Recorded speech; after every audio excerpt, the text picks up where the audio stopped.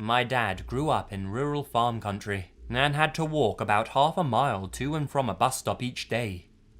He was the youngest of 5, and he was in his last year of elementary school, while his siblings were in either middle or high school.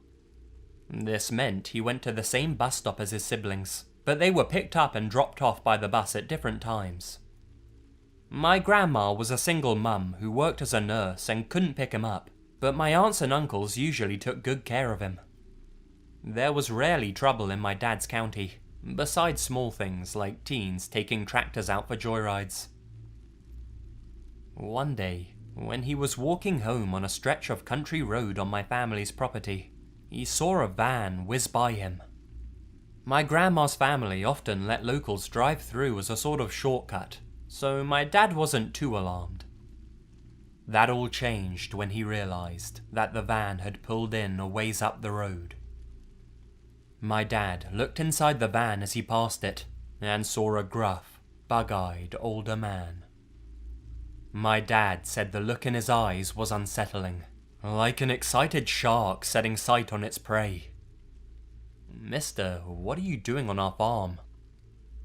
The old man got out of his car and gave my dad some spiel about how his parents had got into a car crash, and my dad needed to go with him to the hospital. Alarm bells went off for one single reason. His parents were divorced, and his dad lived 2 states away. His parents couldn't stand to be around each other, much less in the same car unless it was an absolute necessity. Thinking quick, my dad then asked, "Did you take my brother Ricky there already?" The old man told my dad, "Oh yeah, I picked Ricky up from school and took him right away." My dad didn't have a brother Ricky. He ran towards his house, cutting across the forest. The old man followed behind on foot, yelling at my dad. My dad was just about to give out from exhaustion when he reached the driveway to his house. He saw that his mum wasn't even home, and got scared that the man would try to come inside, when he saw his Uncle Buck standing on the porch, cleaning his favourite rifle. This struck my dad as odd, because his mum had told him that Uncle Buck had gone on vacation, and my dad hadn't seen him in months. He screamed, "Uncle Buck, that man's trying to get me in his car." Now, Uncle Buck was a scary-looking guy. He was a World War II vet, with Willie Nelson braids and a ZZ Top beard. He was a biker who drank whiskey and smoked cigars, and won plenty of bar fights. Definitely the kind of guy you don't mess with. He didn't say anything as my dad ran inside the house. My dad watched from his bedroom window as Uncle Buck put his rifle together real quick and yelled something at the man. The old man narrowed his eyes, spun around and hightailed it back. It took my dad a few minutes to calm down before he went back down to the porch to talk to Uncle Buck. But when he went there, he couldn't find Uncle Buck anywhere. When his siblings and Mum got home, he told them exactly what happened. According to my dad, his mum went whiter than a sheet and asked him if he was sure that it was Uncle Buck. Well, sure. He was even wearing that motorcycle jacket he got for his birthday.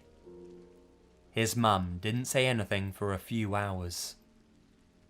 That night, after dinner, my grandmother explained to my dad that Uncle Buck had died in a motorcycle crash a few months earlier in Florida, and that they buried him in those exact clothes. The rifle that my dad had seen him cleaning was kept under lock and key in my grandma's basement. When Uncle Buck died, they couldn't find the keys anywhere, so the case remained locked. When my grandma went to check the case, it was unlocked and unlatched. My father still doesn't know what to make of this, but I've got to thank Uncle Buck for saving my dad's life. Otherwise, I wouldn't be here today. A few years ago, more like 10 years ago, I used to be big into visiting weird websites. I had a lot of time on my hand, due to not playing sports, nor did I volunteer for anything at all in high school. I told my friend Mark that I was starting to get bored. Honestly, I was bored with what I was experiencing on these websites. He said I should go on the deep web. He and I used to go on the deep web, but never found anything. So I decided to search through some more stuff, a little deeper. I searched for hours every day for about 2.5 months. Still nothing that I hadn't seen already. I told Mark, and of course he said just visit the dark web. When I did go on the dark web, I saw chat rooms, all with different names. I came across one named I, as in EYE. It was all in caps. I entered the chat, but before entering the live chat, you are assigned a number. Mine was P34. I confirmed my number and entered. There were hundreds of people. The comments were coming in quick. At first, I didn't understand what was going on. The screen was black, then a name popped up on the screen that said Mr. Wiggles. The comments immediately stopped and a voice came over my speakers. Welcome, P34. Then his name disappeared off of the screen and the comments continued, everyone giving me welcomes. A few minutes go by, then a countdown from 10 pops up on the screen. Then the chat goes crazy. Once it reached the number 1, the screen went straight to what looks like a view from a camera just watching someone in what looks like their home. I sat there watching this for 20 minutes and nothing happened, so I shut down my computer. The next day I went to school, had a normal day, went to Walmart, then I went home. I decided to go back on the same chat from before. I confirmed my number P34 and again, there were hundreds of people commenting. Mr. Wiggles popped up and just like before, the comments stopped. Across the screen it said, no new members tonight. Then the countdown started again. Everyone in the chat started going wild. The countdown finished and then it was showing the point of view from a camera again. But it was outside of a school. My school from earlier that day. At that point I was intrigued. I couldn't tell if it was focused on a certain person or just watching the school. After 30 minutes of watching the video, our school bell rang and everyone started to come outside while whoever was recording was positioned across the street in the car. Once everyone came out, the person got out of the car and started to follow a crowd of kids.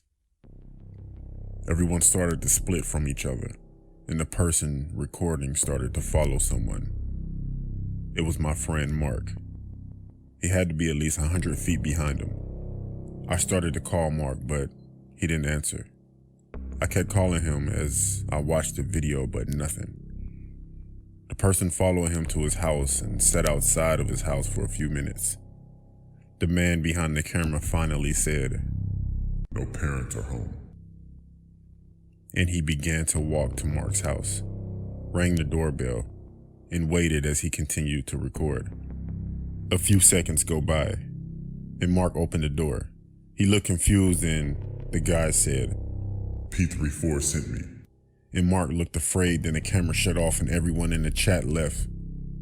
So I did too. I called Mark's house phone instead of his cell phone, and his mother answered. I asked for Mark and she said that she thought he was with me. I panicked. I then received a notification on my phone from my Gmail account. It said the sender was Mr. Wiggles. The message was, I'm getting closer, P34. Mark says hi. I was shocked and didn't know what to do, so I called the cops. They didn't do anything about it because the email disappeared. I haven't been on the dark web since and no one has seen Mark.